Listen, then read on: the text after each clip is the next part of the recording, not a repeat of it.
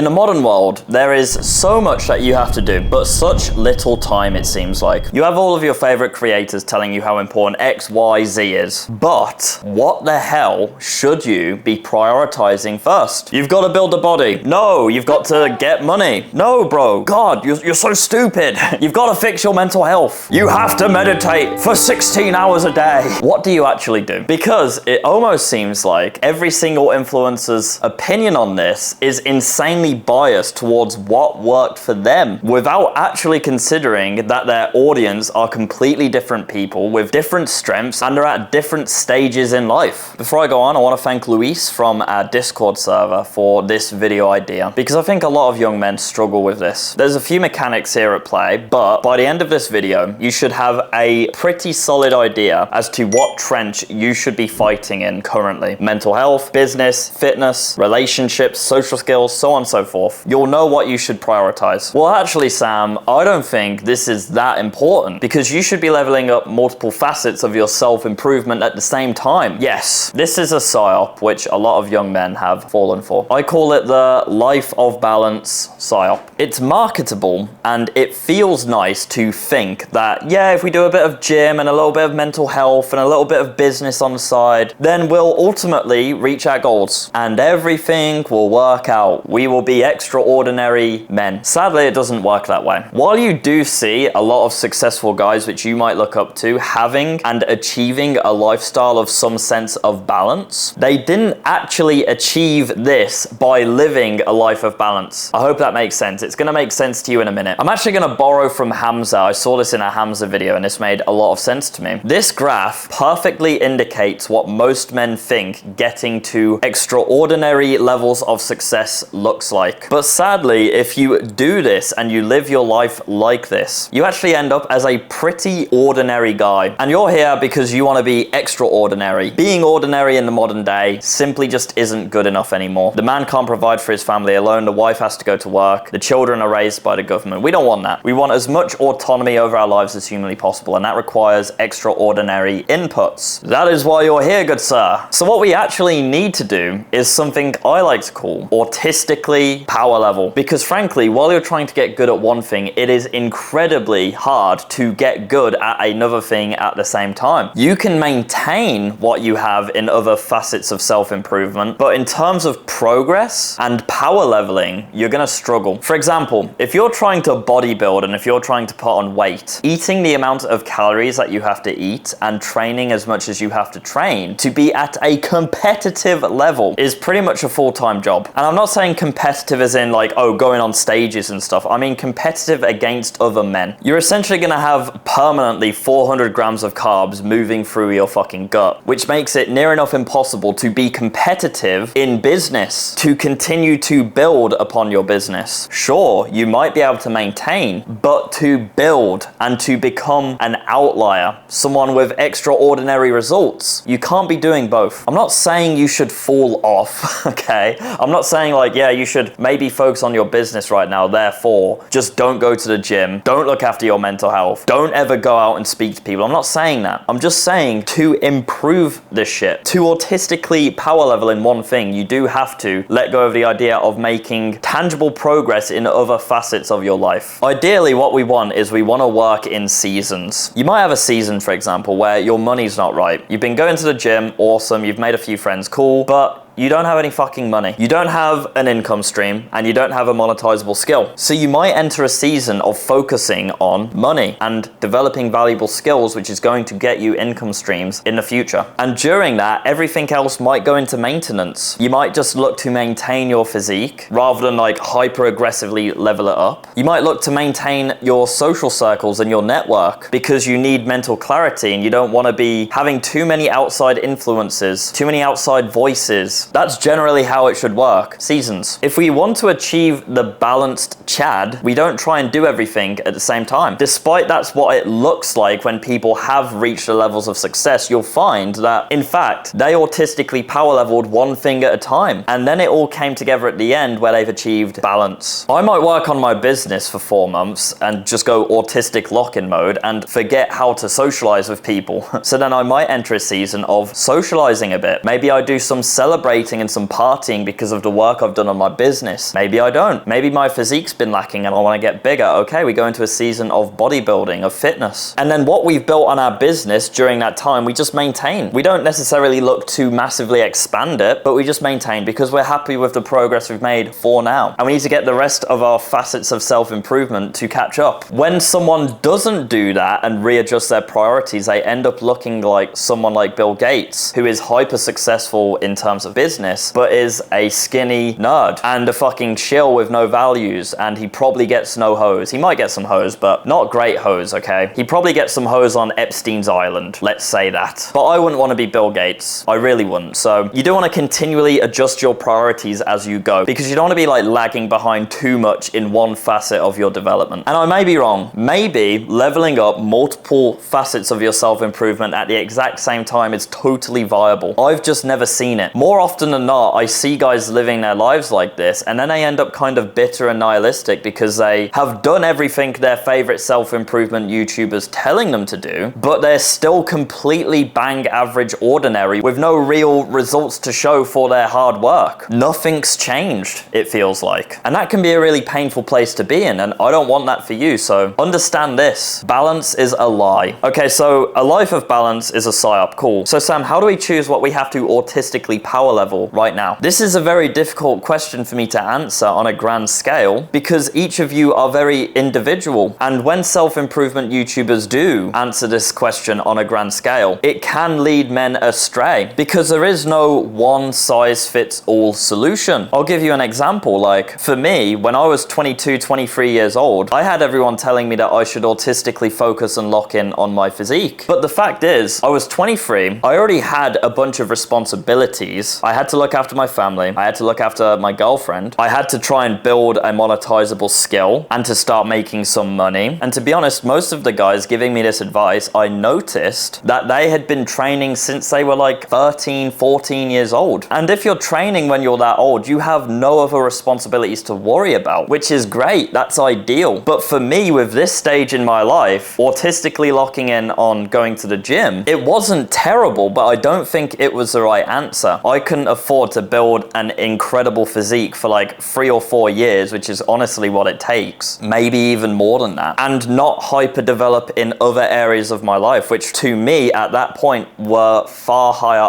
ROI, such as business, making money. I can't live with my parents forever.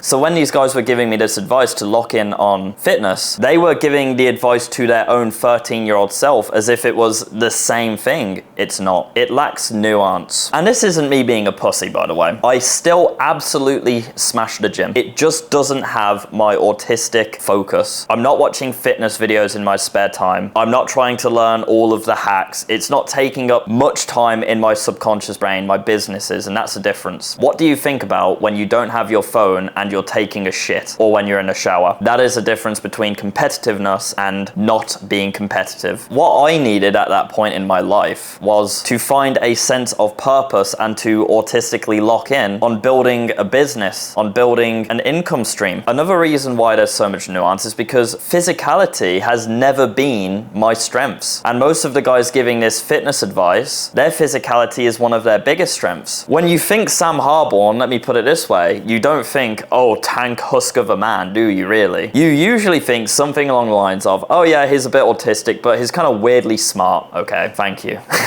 So for me, dialing in on these strengths that I do have would make a lot more sense, and they would actually wield a much higher return because I wouldn't be swimming upstream trying to become something which naturally I am not like. And that's not me saying I couldn't do it if I wanted to. I'm just saying it would be far easier for me to become extraordinary in, for example, the realm of content creation than physicality. I don't have that natural build, you know? I don't have the fantastic foundations. I haven't been working out since I was 13. What I do have is an ability to get on camera and to give advice to people in a way where it resonates, and I use my emotional intelligence to help people. That's where my strengths lie. That's the highest ROI thing for me. You can see now why I can't just give you a blanket answer. Yeah, bro, just go to the gym. Yeah, for sure. Here's a tier list of the highest ROI things you should work on as a young man. It's bullshit. It's bullshit. We're all very different. We all have very different strengths. We're at different stages in our life. So you need to learn how to assess what is the highest ROI, return on investment, thing for you to do now. So I suppose the best thing I could do to help you understand, outside of what I've already just told you, is to give you a few examples of a few characters and assess their life very quickly, and then give my opinion on what the highest ROI thing they should work on is. And then hopefully you see how I identify these things and you can apply it to your own life. Maybe sit down with a journal right after this video and write out where you're at and where you're most lacking, and it should become quite clear what you should focus on. So let's start with a caricature of my Discord user, Luis. Sorry if I'm saying your name wrong. And I'm just gonna make assumptions here. Outside of his age, I know nothing about him, okay? So he's in school because he's 14 years old, and I assume he doesn't have any responsibilities, okay? He doesn't have to pay rent, he doesn't have to buy food. He has okay mental health, he has a few friends. There's some room for improvement, but you know, it's not a problem area. He has like the average 14-year-old male physique. Okay, cool. Luis should absolutely smash the gym because like I say, you have no other responsibilities at that point, and it's the absolute best time to just smash the fucking gym, because having a good physique is insanely high ROI, and it will help you in every single facet of your life going forward. And if you can get that snowball rolling from a young age, it will really help you out massively. Business, relationships, your mental health, everything is improved by getting a good physique. So if you can start sooner and power level the fuck out of it because you have really nothing else you need to think about, that's fantastic. And as you continue to age, your responsibilities will begin to pile up, and it will become harder and harder to actually hyper focus on building a sick ass physique. To be honest, you can get a sick physique while not just obsessing over it, but it will be a longer road. So don't worry too much if you're in a similar position to me and like, yeah, you didn't work out from a young age and now you're like 21, 22 and you're like, fuck, I should have hit the gym. It's fine. It's just a bit of a slower pathway. Have reasonable expectations, okay? It's a journey, not a sprint. Okay, now let's talk about a hypothetical character called Sam. And Sam is 21 years old. Sam doesn't have a job, but he wants to work online. He dropped out of college. He has very, very bad mental health, crippling depression, very bad anxiety. He can't leave the house without having a panic attack. Sam lives with his mom. He has no friends outside of Discord, and Sam has a below average gamer physique. Sam needs to work on his mental health because frankly, nothing else matters if you toast a bath yourself, okay? And funnily enough, like going to the gym will actually help your mental health. But if you're at that stage in life where your mental health is so bad you can't even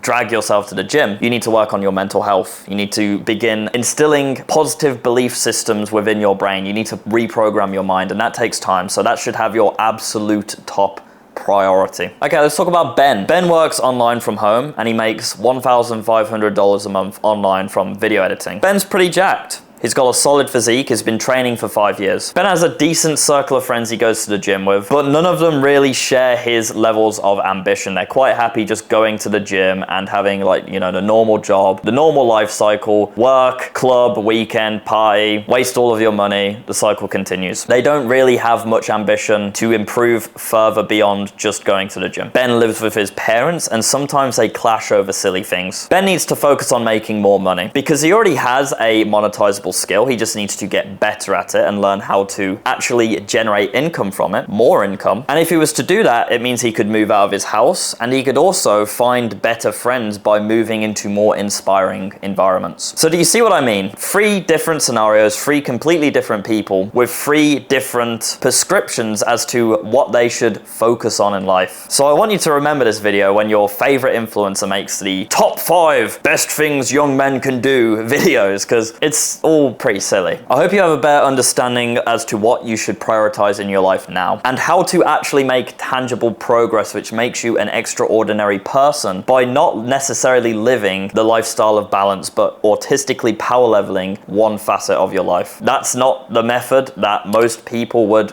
give to you, autistically power leveling, but it is the method which will make you extraordinary because you want to stand out. That means you have to do the extreme. You do have to sacrifice. You do have to have a 3-month 6-month period of time where you don't speak to a fucking soul outside of like, you know, 2 or 3 friends, and you just solely focus on your business. For example, you do have to spoon feed yourself peanut butter to get your calories and macros goals in for your fitness journey, for example, but it's worth it, and that is what sets you apart. I want to thank Luis once again for the suggestion for this video from the Discord. And if you want to learn how to make money online from the comfort of your bedroom or traveling the world with your laptop, I teach over 500 of my students how to do exactly that. And as you can see on the screen here, we're getting excellent results inside of my academy. You could be next. Take care, boys.